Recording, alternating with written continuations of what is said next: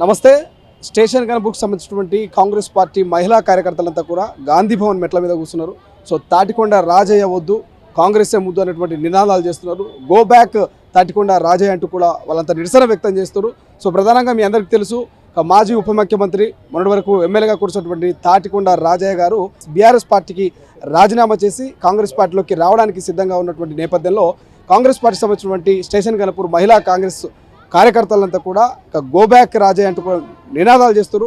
So మాట్లాడదాం, ఎందుకు కాంగ్రెస్ పార్టీకి వస్తున్నటువంటి రాజయ్యను వద్దననికే ప్రధాన కారణం ఏంటి, సో వాళ్ళ సమస్య ఏంటో ఒకసారి తెలుసుకునేటువంటి ప్రయత్నం చేద్దాం. మనతో పాటు చాలామంది మహిళా కాంగ్రెస్ ఉన్నారు. అమ్మ ఒకసారి ఇట్లా, ఏం పేరు అమ్మ మీ పేరు? సోర్స్పల్లి, మాది వేలేరు మండలము. మేము రాజయ్య దగ్గరికి మేము మా ఆయనకు 10 సంవత్సరాలు అవుతుంది, పింఛన్ రాలేదు.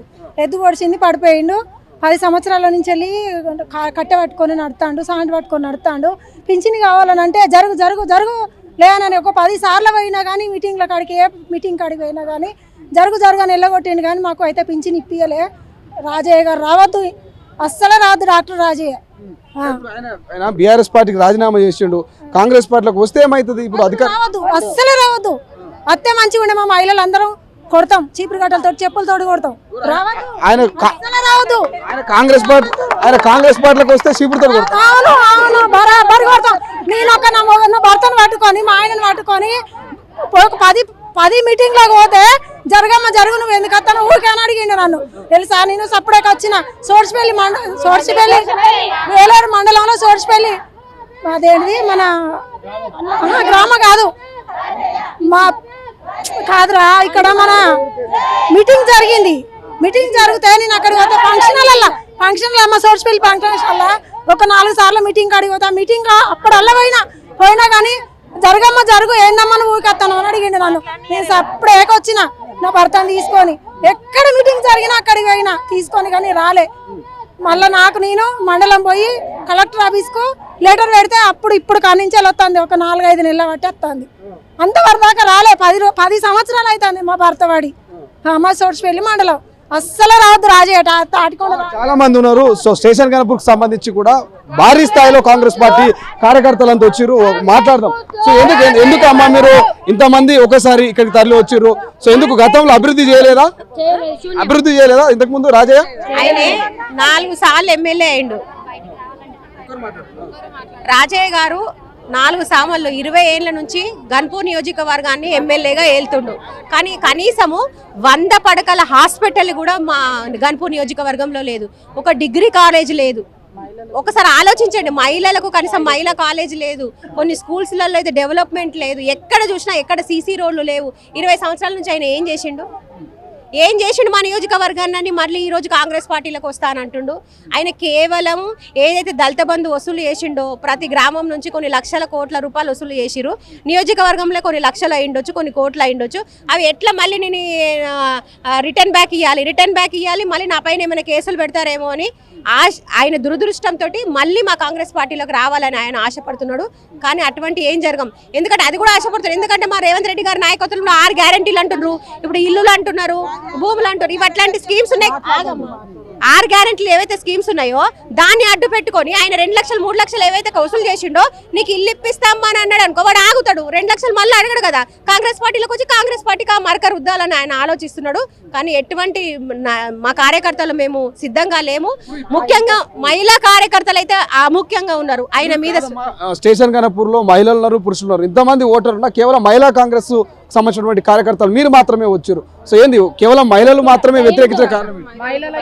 మహిళలకి టీఆర్ఎస్ గవర్నమెంట్ లో ఉన్నప్పుడు డాక్టర్ రాజయ్య చేసిన వాటి గురించి ఇప్పుడు మేము మహిళలుగా మేము భయపడుతున్నాం. ఆయన వస్తే రేపు మా పరిస్థితి ఎట్లుంటుందో అది గుర్తు చేసుకోవడానికే మాకు భయం వేస్తుంది. ఇప్పుడు ఆయన సొంత గూటికి వస్తున్న రాజయ్య నేను దళితుల అస్తిత్వాన్ని నిలబెడతా అనుకుంటే ఆయన ముందుకు వస్తున్నాడు. 10 ఏళ్లలో నీకు దళితులు గుర్తు రాలేదా అండి? నీకు దళితుల అస్తిత్వం అప్పుడు గుర్తు రాలేదా? మాకు అన్యాయం జరుగుతుంది. ఎక్కడ దళితులకు నువ్వు సపోర్ట్ చేసి దళితులకు ఏదండి మీరు పెట్టిన స్కీములు? ఏ ఒకటండి దళితులను మీరు బతికించింది? కేవలం మీకోసము, మీరు సంపాదించుకున్న ఆస్తుల కోసము, మీ బోకర్ దందాల కోసం మాత్రమే మీరు బతికిళ్ళు. మీ కిందుండి మీ సంఖ నాకిన వాళ్ళకి మాత్రమే మీ టీఆర్ఎస్ గవర్నమెంట్ పనిచేసింది. వాళ్ళకు మాత్రమే మీరు చూసుకున్నారు. ఎక్కడండి దళితులను మీరు కాపాడింది? దళితులుగా నేను అడుగుతున్నా, మాకేం చేసిండ్రు? డబల్ బెడ్రూమ్ అన్నారు, ఎక్కడ డబుల్ బెడ్రూమ్లు ఎక్కడ ఇచ్చిండ్రు? నీ నియోజకవర్గంలో ఎన్ని డబుల్ బెడ్రూమ్లు ఇచ్చినావు? మా దగ్గర ఇప్పుడు మేము లోకల్లో మేము గన్పూర్ కాన్స్టిట్యున్సీలో మేజర్ గన్పూర్లోనే మేము ఉంటున్నాం. ఏది మాకు ఒక డబుల్ బెడ్రూమ్ ఇవ్వలేదే. అప్పుడు మా అమ్మ వాళ్ళ కాలం మా తాతల కాలం నుండి ఇందిరా మిల్లు ఇచ్చిన ఇండ్లు ఉన్నాయి తప్ప ఒక డబుల్ బెడ్రూమ్ అనేది మాకు ఇవ్వలేదే. ఎక్కడ దళితులను నువ్వు ఎక్కడ కాపాడినావు మమ్మల్ని? ఏమున్నా ఆ ఆడళ్ళ మీద అరాచకాలు తప్ప ఇట్లాంటి వీడియోలు వాళ్ళని ముట్టుకోవడం అమ్మాయిలను ఇట్లాంటి హరాస్మెంట్స్ చేయడం తప్ప ఏదండి మీరు దళితుల అస్తిత్వాన్ని మీరు కాపాడింది? మీరు ఒక దళితుడుగా చెప్పుకోవడానికి మేము సిగ్గుపడుతున్నాం. మీరు దళితుల అస్తిత్వాన్ని కాపాడుతా, నేను సోషల్ సర్వీస్ చేయడానికి వస్తున్నా, నేను పని చేయడానికి వస్తున్నా. మీరు సింగిల్గా ఉండి పని చేయండి, సరిపోతుంది కదా. మీరు ఈ 10 ఏళ్లలో మీరు ఎవరిని బాగుపరిచింది లేదు. ఇప్పుడు వచ్చి ఇక్కడ కాంగ్రెస్ గవర్నమెంట్ ఫామ్ అయిన తర్వాత ఇప్పుడు మీరు వచ్చి మాకు చేసేది ఏమున్నది? మీకు దళితుల కులాలకు సంబంధించి ఇది ఇట్లా అని ఎవరికి ప్రియారిటీ లేకుండా అందరినీ ఈక్వల్గా చూసుకుంటూ ఈరోజు మా సీఎం రేవంత్ రెడ్డి అన్న అందరి కోసం, ఒక్కరి కోసం కాదు, ఆయన కింద పనిచేసే వాళ్ళ కోసం కాదు, దళితులని ఏమున్నది, రెడ్లని ఏమున్నది, ఎరకలని ఏమున్నది, క్యాస్ట్లతో సంబంధం లేకుండా అందరికీ 6 గ్యారంటీలు తీసుకొచ్చిండు. ఇప్పుడు మమ్మల్ని ముందు నడిపిస్తున్నాడు. మహిళలకు 33% రిజర్వేషన్ అన్నారు. రిజర్వేషన్ బట్టి కూడా మాకు ఇంకా కొంచెం బలం వచ్చేసింది కదా. ఇప్పుడు ఆయన ఇప్పుడు టీఆర్ఎస్ నుండి గవర్నమెంట్ వచ్చిందంటే కాంగ్రెస్లోకి వస్తుందంటే మాకు భయమే ఉంటుంది కదా. మాకు ఇప్పుడు మీతోటి ఎవరైనా నిరసన చేయిస్తున్నారా, లేకపోతే మీ అంతలో మీరు నిరసన? అన్న మేము చెప్తున్నాం కదా, మేము స్టేషన్ గన్పూర్ కాన్స్టిట్యున్సీనే మాది, మేము అంతా లోకల్ క్యాండిడేట్స్మే. మాకు గతంలో అట్లా జరిగింది కాబట్టి అట్లాంటి వాటికి మళ్ళీ మేము గురి కావద్దు అన్న ఒక ఉద్దేశంతో ఇప్పుడు ఈ 6 గ్యారంటీలలో ఫస్ట్ ప్రయారిటీ మహిళలకు ఇచ్చిండు మా సీఎం రేవంత్ రెడ్డి అన్న.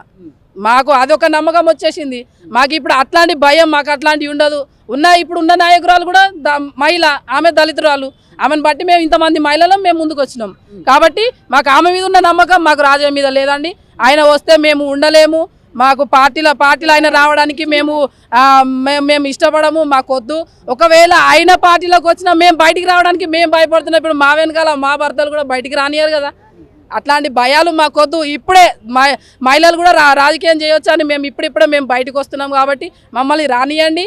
మేము ఇందిరా మేడం వెనకాల మేము నడుస్తాం. మాకు ఆమెనే కావాలి. టీఆర్ఎస్ గవర్నమెంట్ మొన్న రేవంత్ రెడ్డి అన్నాడు, ఒక కార్యకర్తకు కూడా ఒక లీడర్ ఇష్టం లేదు అని అంటే అక్కడి నుంచి మేము ఇళ్ళకి తీసుకోమని రేవంత్ అన్న మొన్ననే చెప్పిండ్రు. అదొకటన్నా మీకు ఒకటే మేము విజ్ఞప్తి చేస్తున్నాం, దయచేసి మాకు డాక్టర్ రాజా మా కాన్స్టిట్యున్సీకి వద్దన్న.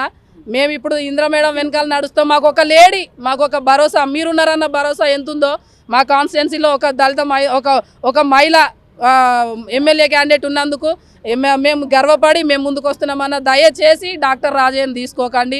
మీరు మాకు ఆ నమ్మకం ఇచ్చిళ్ళు. మహిళలకు అంటే ఎట్లుంటుంది అన్న ఒక ప్రియారిటీ మీరు మాకు ఎంత ఇచ్చిళ్ళు అన్న, దయచేసి మాకు అది కాపాడండి. 33% రిజర్వేషన్ అన్నారు కదా, ఓకే, అది కూడా మాకు హ్యాపీ. మమ్మల్ని అందరూ మీరు కాపాడతారని మా నియోజకవర్గంలో మరి ఇందిరా మేడం ఉన్నది కాబట్టి మేము ఆ ధైర్యంతో మేము బయటకు వచ్చినాం అన్న. దయచేసి మమ్మల్ని మళ్ళీ వెనక్కి తిరిగి పంపించకండి. దయచేసి మాకు అట్లాంటి వాళ్ళు మాకు వద్దు. డాక్టర్ రాజయ్య అనే మనిషి ఆయన మా దాంట్లోకి వచ్చి మన కాన్స్టిట్యున్సీలో డాక్టర్ రాజయ్య వద్దు.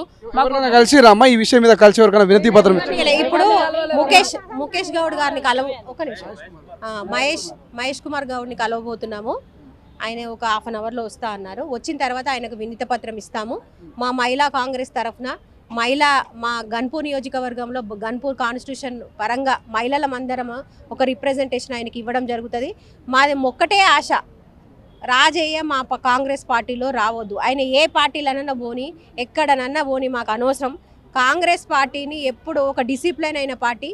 రాహుల్ గాంధీ గారే అన్నారు, ఎప్పుడైనా కార్యకర్తలను వెన్నుంటాము, ఇప్పుడే వచ్చిన వాళ్ళని మేము ఎటువంటి ఇచ్చేయమని రేవంత్ రెడ్డి అన్న కూడా అన్నాడు. మేము అన్నని నమ్ముతున్నాము, అన్నని నమ్మి అన్నానికి రిక్వెస్ట్ చేస్తున్నాము. ఇట్లాంటి చీడ పురుగులు మన కాంగ్రెస్ పార్టీలో వద్దు. మంచి దళిత నాయకులు మా గన్పూర్ నియోజకవర్గంలో ఉన్నారు. పార్టీ కోసం కష్టపడ్డ వాళ్ళు ఉన్నారు. 10 ఏళ్ల నుంచి అహర్నిశలు ఇప్పుడు కూడా ఓట్లలో కూడా ఏది ఆశించకుండా నువ్వు వస్తే మన కాంగ్రెస్ పార్టీ బలపడుతుందని, కాంగ్రెస్ పార్టీ విజయవంతం అవుతుందని ఆశిస్తున్నామన్నా. ఈ గన్పూర్ నియోజకవర్గంలో మళ్ళీ రాజయ్య వచ్చి మన కాంగ్రెస్ పార్టీని అవమానంగా చేసి ఏదన్నా మళ్ళీ కీడ పురుగులాగా మన కాంగ్రెస్ పార్టీకి మచ్చ వస్తుందన్న. దయచేసి అన్న, నేను రేవంత్ రెడ్డి అన్న విజ్ఞప్తి చేసినాం. మాకు ఎవ్వరు కూడా ప్రలోభాలు చేయలేదు. మేము ఇది స్వచ్ఛందంగా రావడం జరిగింది. కాన్స్టిట్యూషన్లో మేము గన్పూర్ నియోజకవర్గం ఎవరు కూడా మాకు చెప్పలేదు ఇక్కడికి వచ్చి ఇలా చేయాలని, ఎవరో వెనుకలు ఉన్నారని మీ ప్రెస్ వాళ్ళకు అపోహ ఉండొచ్చు. కానీ ప్రెస్ వాళ్ళకు కూడా మేము చెప్తున్నాము, ఇది స్త్రీలకు ఆత్మగౌరవానికి సంబంధించిన విషయం కాబట్టి స్త్రీలం ఏకమై మాకు రాజయ్య రావద్దని మేము ఆశతోటే వచ్చినాం. కాబట్టి మీరు పత్రికా విలేకరులు కూడా మేము పర్సనల్గా మిమ్మల్ని విజ్ఞప్తి చేస్తున్నాము, స్త్రీల ఆవేదన మీరు అర్థం చేసుకొని స్త్రీల పక్షాన మీరు ప్రెస్ మీడియాలో మీ వల్ల మీ ఒక కలమే ఒక ఆయుధం కాబట్టి ఆ ఆయుధం విధంగా మీరు అన్ని ఛానల్లో రిలీజ్ చేయాలని విజ్ఞప్తి చేస్తున్నాను. Thank you. ఇంతకు ముందు రాజయ్య పేరు చెప్పగానే కన్నెర చేస్తున్నారు మీరు, ఎందుకు రాజయ్య అంటే ఎందుకు అంత కోపం? కోపం ఏంటంటే మాకు భయం అండి. ఎందుకు భయం? ఎందుకు భయం? ఆయన చేసే పనులు అటువంటి మహిళల ఆత్మగౌరవాన్ని కాపాడుకోవడానికే ఈరోజు మహిళలందరం తరలి వచ్చినాం. ఆయన చేసే పనులు అట్లుంటాయి కాబట్టి మాకు చాలా బాధ అనిపిస్తుంది. కాబట్టి ఆయన 10 ఏళ్ళు బీఆర్ఎస్ పార్టీలో అధికార దాహం తీర్చుకొని మళ్ళీ కాంగ్రెస్ ప్రభుత్వము రాగానే మళ్ళీ అధికార దాహం కోసం మళ్ళీ రావడం సిగ్గుచేట అంటున్నాం. ఎందుకంటే రాజయ్య నీకు అప్పుడు తెలియదా కాంగ్రెస్ ప్రభుత్వం నీకు భిక్ష పెట్టింది అనేది? ఆ భిక్షను దండేసుకొని పోయి బీఆర్ఎస్ పార్టీలో చేరి ఇలా అధికారం పోగానే మళ్ళీ కాంగ్రెస్ ప్రభుత్వం రావడం ఇది సిగ్గుచేట అనిపిస్తాను. కాబట్టి ఆయనే రావడము మా మహిళలకు ఎట్టి కోశాన భయభ్రాంతులకు గురవుతున్నారు. ఆయన కొంట చేష్టలు, చిలిపి చేష్టలు, యూట్యూబ్ కొడితే రాసలీలలో రాజయ్య వస్తారు కానీ ఉప ముఖ్యమంత్రి రాజయ్య అని ఏనాడు రాదు. మీరు ఏ ఛానల్ చూడండి, ఏ యూట్యూబ్లో చూడండి, ఏ ఇన్స్టాగ్రామ్లో చూడండి, ఏ ఫేస్బుక్లో చూడండి, మా మహిళల ఆత్మగౌరవాన్ని చాలా కించపరిచి ఆయన చేస్తున్నాడు. కాబట్టి మా ఆత్మగౌరవాన్ని కాపాడుకోవడం కోసం నియోజకవర్గ ప్రజలందరం కంకణబద్దులై గాంధీ భవన్కు రావడం జరిగింది. ఇంకోసారి ఇక్కడ ఉన్నది ఆడమే మరి సింగపురం ఇందిరాగారి కనుక లేకపోతే ఈరోజు ఆడవాళ్ళం అందరం బయటికి వచ్చేవాళ్ళం కాదు. ఆయన వదిలేసిపోయినప్పుడు ఇందిరా మేడం గారు నా గణపురం నియోజకవర్గాన్ని కంటికి రెప్పలా కాపాడుకుంటూ ఒక కార్యకర్తను ఒక సైనికురాలుగా చేసింది. నేనున్నా మీరెవరు బాధపడద్దు, ఎవరికి కష్టం వచ్చినా అంటే నేనున్నానంటూ మా భుజాన్ని తడుముకుంటూ వస్తుంది. ఒకవేళ మేడం రాకపోయిన నియోజకవర్గానికి తల్లికి దగ్గర తనయుడు ఇమానియల్ రాజు గారు కూడా మా కార్యకర్తల కష్టసుఖాలను పాల్పంచుకుంటూ ముందుకు సాగుతున్నారు. కాబట్టి ఇంకా మాకెందుకండి, అన్ని విధాలుగా మాకు అధికారం ఉన్నది. మా మేడం చూస్తున్న నియోజకవర్గ మా బాస్ ఉన్నది, మా కార్యకర్తలను కంటికి రెప్పలా చూసుకుంటుంది, మా ఆడవారిని ఆత్మగౌరవాన్ని కాపాడుతుంది. మాకు ఆపద వచ్చిందంటే మాకు ఏమున్నా కూడా మాకు తోబుట్టులాగా, ఓ తల్లిలాగా, ఓ అక్కలాగా మమ్మల్ని చూసుకుంటుంది. కాబట్టి రాజయ్య గో బ్యాక్. అది అడ్డ అంటే ఈ సింగపురం ఇందిరా గారిది స్టేషన్ గన్పూర్ అడ్డ. రాజయ్య గోబాబు, నీకేమన్నా చేయాలనుకుంటే స్వచ్ఛంద సంస్థలు పెట్టుకొని ప్రజలకు సేవ చేయి. నువ్వు సంపాదించిన డబ్బు ఎందుకు? ఎందుకంటే దళిత బంధు తీసుకునే 3-4 లక్షలు ఉన్నాయి. కాబట్టి ఎక్కడైతే వీళ్ళు నన్ను వెలుగు తీసి నన్ను బయట పెట్టి ఎక్కడైతే పోలీస్ స్టేషన్లో పాలు తీసి బజారుకి ఇస్తారని ఈ కాంగ్రెస్ ప్రభుత్వానికి రావడం జరుగుతుంది. ఎందుకంటే ఆయన చేసిన పనులను కప్పిపుచ్చుకోవడానికి. కానీ మేమెందుకు రాణిస్తామా? మమ్మల్ని వదిలేసిపోయినప్పుడు కష్టాలకు కన్నీళ్లకు ఒక్కొక్కరు అంటే మేము బాధపడుకుంటూ వాళ్ళు తిరుగుతుంటే మా కార్యకర్తలకు ఎటువంటి బీఆర్ఎస్ పార్టీ నుండి ఏ ఒక్క కార్యకర్తకు చిన్న పని చేసింది లేదు. అప్పుడు నీ స్టేషన్ గన్పూర్ నియోజకవర్గము నీ ప్రజలు కాదా రాజయ్య? ఇప్పుడే గుర్తుకొచ్చింది ఆ స్టేషన్ గన్పూర్ ప్రజలు. అప్పుడు నీ ప్రజలు కాదా? ఇప్పుడెందుకు అధికార దాహం కోసం వస్తున్నావు? ఎందుకంటే నన్ను కాపాడుతారన్న దాహంతో వస్తున్నావు. అక్కడ నుండి అంటే అక్కడ వెళ్ళబడితే ఇక్కడ పడతావు, ఈడదంతా ఆడబడతావా అంటే మేము దండలేదు. మా కాంగ్రెస్ ప్రభుత్వం అందరం మంచి మచ్చలేని ప్రభుత్వం. కాబట్టి నువ్వు వస్తే ఒక మచ్చ ఏర్పడుతుంది. ఇప్పుడు ఈ బీఆర్ఎస్ వాళ్ళు కూడా ఇలా అసెంబ్లీలో చెప్తున్నారు, ఒక నిమిషం మాట్లాడిస్తా. అసెంబ్లీలో ఇలా మాట్లాడుతున్నారు. సో ఫ్రీ బస్సు పెట్టడం వల్ల ఆడవాళ్ళందరూ కూడా ఫ్రీ బస్సు ఉచిత ప్రయాణం పెట్టడం వల్ల ఆటో డ్రైవర్లకు ఇబ్బంది అవుతుంది అంటున్నారు. నిజంగా ఏమైనా అవుతుందంటారు? అటువంటిది ఏం లేదండి, అటువంటిది ఏం లేదు. ఏదా తజా ప్రజా తజా అన్నట్టే ఉన్నది. వాళ్ళు బీఆర్ఎస్ పార్టీ వాళ్ళు వానికి ఇంట్లో ఏమన్నాయి మనస్తాపం చెంది వాళ్ళు ఏదైనా చేసుకుంటే కాంగ్రెస్ వాళ్ళు ఉచిత బస్సు పెట్టడం వల్ల ఆటో డ్రైవర్లకు ఇబ్బంది అవుతుంది, ఓడు ఊరేసుకొని చచ్చిపోయిందని ఇది మాత్రం అపోహలండి. మా మీద నిందలు వేయడానికి ఇవి బీఆర్ఎస్ పార్టీ చేస్తున్నది. బస్సుల వల్ల ఆడవాళ్లకు చాలా మేలే జరుగుతుంది. మా ఆడవారికి ఆత్మగౌరవానికి అన్న రేవంత్ అన్న రాజయ్య గో బ్యాక్ చేయండి మా ఒక విన్నపంగా మీకు తెలియపరుస్తున్నాం. మీరు ఏమన్నారు, ఏ కార్యకర్త బాధపడద్దు, కార్యకర్తలకు నచ్చలేదంటే మేము ఎవరిని పార్టీలోకి ఆహ్వానించనన్నారు. ఆ మేరకే మేము స్టేషన్ గన్పూర్ నియోజకవర్గ మహిళలందరం తరలి వచ్చినాం. అన్న రాజయ్య వద్దు, మా ఇందిరక్క ముద్దు. చెప్పండి. మీ అందరికీ నమస్కారం. మీడియా మిత్రులందరికీ నేను శ్రీమన్నారాయణపురం ఎంపీటీసీని, రఘునాథ్పల్లి మండలండి. నేను కూడా 5 ఏళ్ల నుంచి వెళ్ళి ఎంపీటీసీని అయినా ఇప్పటి వరకు మాకు ఏ నిధులు లేవు, ఏది లేదు.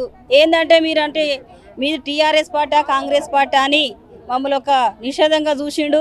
మా పార్టీలకు రండి మేడం, మీకు వస్తే మేము కూడా గొర్రెలు ఇస్తాం, బర్రెలు ఇస్తాం, ఇవి ఇస్తాం, అవి ఇస్తాం, దళిత బంధు ఇస్తాం, ఇండ్లు ఇస్తాం, రేషన్ కార్డులు ఇస్తాం, ఇవి ఇస్తాం, అవి ఇస్తాం అని మమ్మల్ని అడుగుడు పెట్టిండు.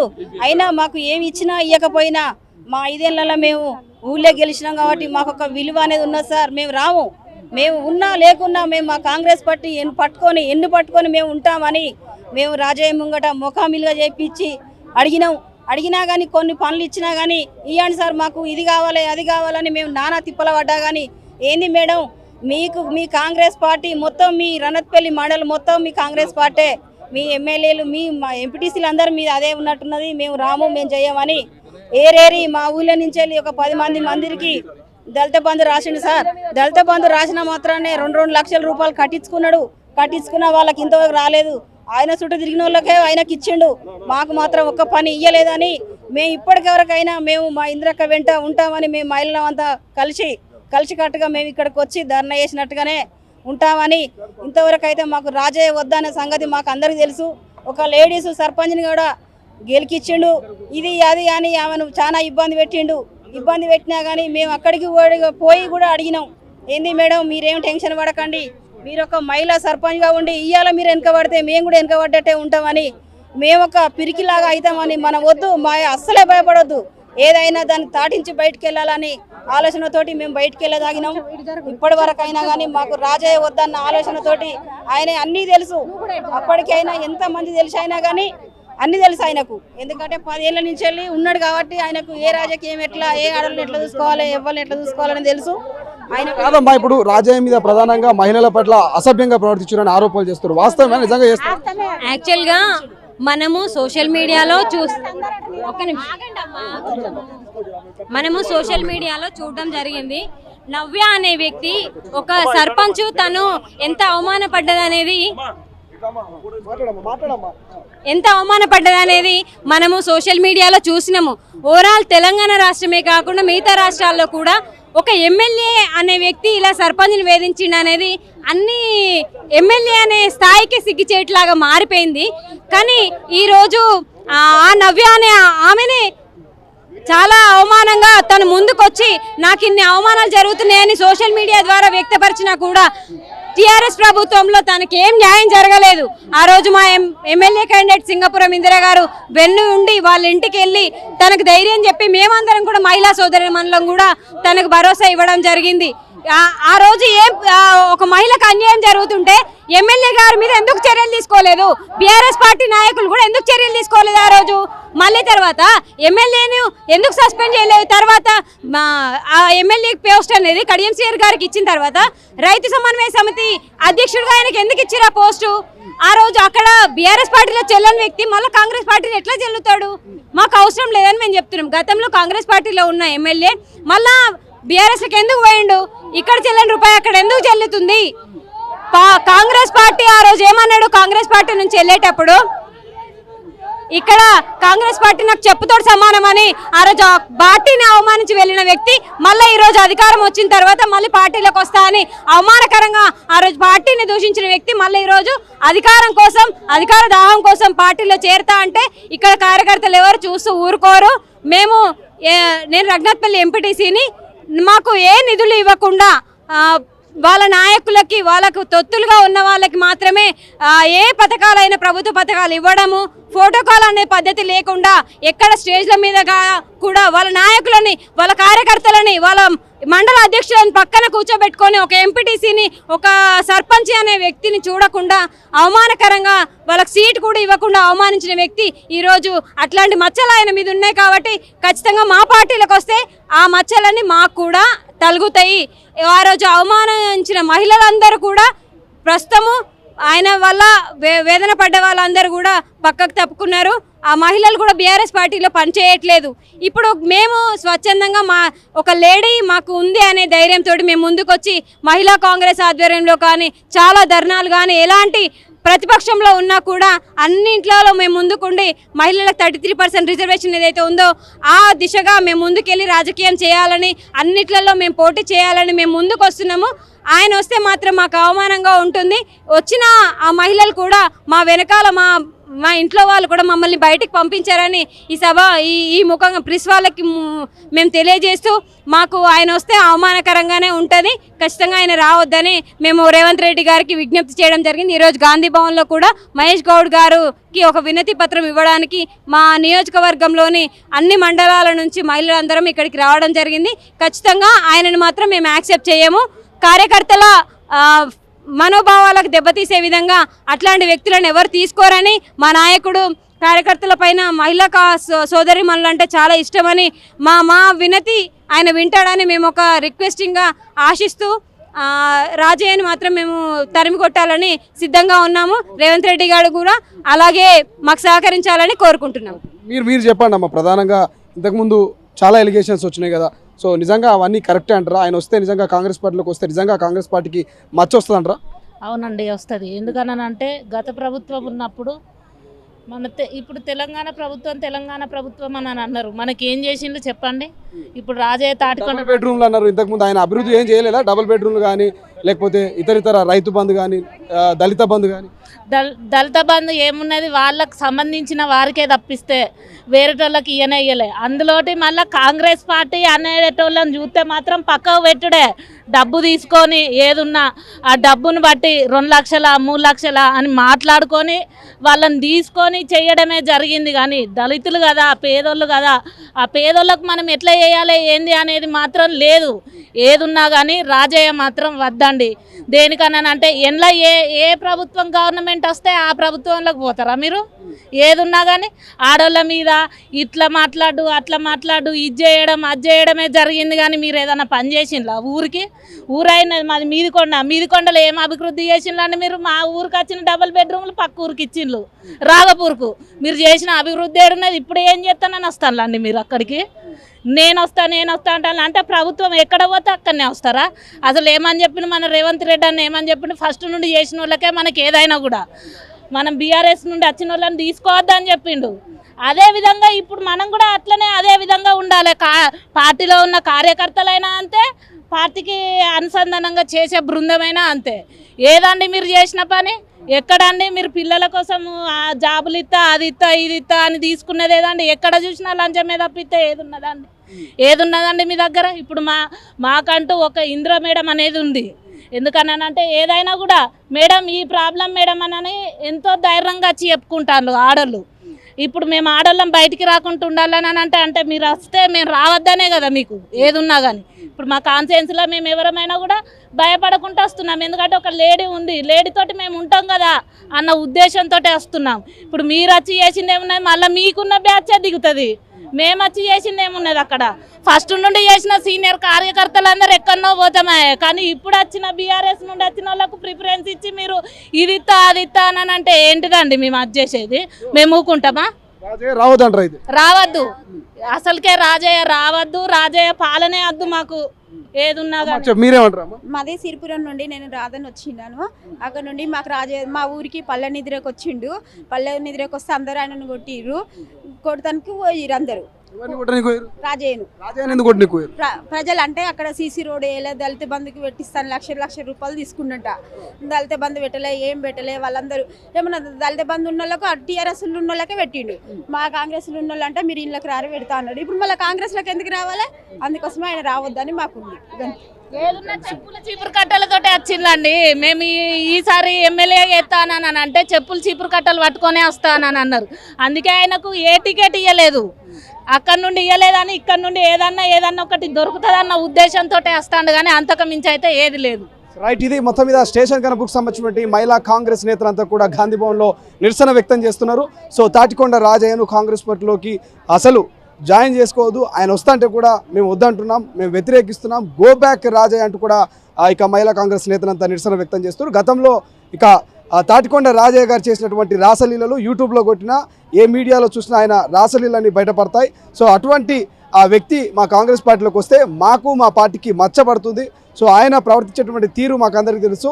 ఇప్పటికే మేము స్వతంత్రంగా స్వేచ్ఛగా మేము ఆ యొక్క నియోజకవర్గంలో ఒక మహిళా కాంగ్రెస్ సంబంధించినటువంటి ఎమ్మెల్యే అభ్యర్థున్నటువంటి ఇందిరా శోభన్ గారి ఆధ్వర్యంలో బయట తిరుగుతున్నాం. ఒకవేళ తాటికొండ రాజయ్య పార్టీలో చేరితే మాకు స్వేచ్ఛ ఉండదు, మా భర్తలు మమ్మల్ని పంపించరు. సో ఇప్పటికే తాటికొండ రాజయ్యకు సంబంధించినటువంటి అనేక ఆరోపణలు వచ్చినప్పటికీ కూడా గత ప్రభుత్వము అధికారంలో ఉండి ఎటువంటి సస్పెన్షన్కు గురి చేయలేదు, ఎటువంటి యాక్షన్ తీసుకోలేదు. సో తాటికొండ రాజయ్యను కాంగ్రెస్ పార్టీలోకి ఆహ్వానించదంటూ కూడా ఇక మహిళా కాంగ్రెస్ నేతలు చెప్తున్నారు. ముఖ్యంగా రేవంత్ రెడ్డి గారు కూడా గతంలో ఎవరిని ఇతరులను తీసుకోవద్దు, గతంలో పనిచేసినటువంటి కాంగ్రెస్ కార్యకర్తలకు నాయకులకే మొదటి ప్రాధాన్యత ఇవ్వాలంటూ కూడా రేవంత్ రెడ్డి గారు చెప్పినటువంటి వ్యాఖ్యల్ని ప్రధానంగా వాళ్ళంతా కూడా చెప్తున్నారు. సో మొత్తం మీద గాంధీ భవన్లో ఇక వర్కింగ్ ప్రెసిడెంట్ అయినటువంటి ఎమ్మెల్సీ మహేష్ కుమార్ గౌడ్ గారికి వినతి పత్రం ఇవ్వబోతున్నాం. ఇక ఖచ్చితంగా రాజయ్యను అడ్డుకుంటాం, గో బ్యాక్ రాజయ్య అనేటువంటి నినాదాలు చేస్తున్నటువంటి సందర్భం మనకు కనిపిస్తుంది. సో చూద్దాం మరి ఈ రాజయ్య కథ ఎక్కడి దాకా వస్తుంది. మొత్తం మీద బీఆర్ఎస్కు రాజీనామా చేసినటువంటి రాజయ్య అటు ఇటు కాని పరిస్థితుల్లో అయోమయంలో పడినట్టు తెలుస్తోంది. మరి వెనక్కి వెళ్తాడా లేక ధైర్యం చేసి ముందుకు వచ్చి కాంగ్రెస్ పార్టీలో చేరుతాడా? సో ఏం జరగబోతుంది, సో ఏం చేయబోతున్నాడు అనేది ఒక ఉత్కంఠమైనటువంటి వాతావరణం నెలకొంది. సో చూద్దాం ఏం జరగబోతుంది అనేది. కెమెరా పర్సన్ అజయ్తో శ్రీశైలం, తొలి వెలుగు, హైదరాబాద్.